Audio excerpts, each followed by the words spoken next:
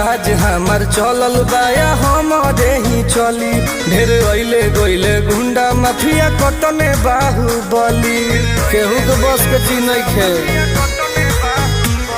इहा राज हमार चलल बाया हमारे ही चली ढेर अइले गइले गुंडा माफिया कतने बाहुबली मार के गोली बंद कदम बोली हरदम ला सुता दे।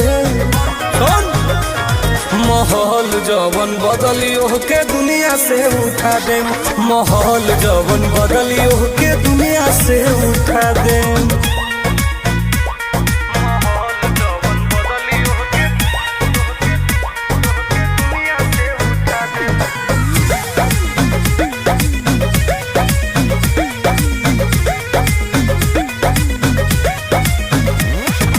पुलिस बड़ा शासन